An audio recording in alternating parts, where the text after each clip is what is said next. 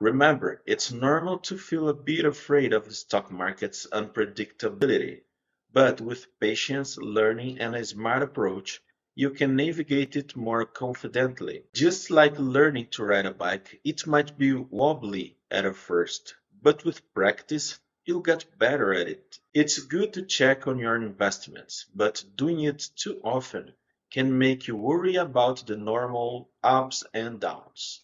Set a schedule for reviewing your investments, like once every few months or even once a year. This way, you stay informed without getting overwhelmed by the daily movements of the market.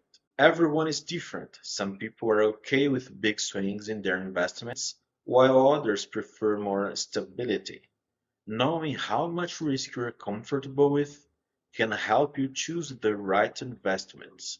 If you're more risk averse, consider more stable options like bonds or mutual funds. The stock market has had bad days, weeks, and even years, but over the long term, it has historically trended upwards. This doesn't guarantee future results, but it's a reminder that patience often pays off. Sometimes you might lose money,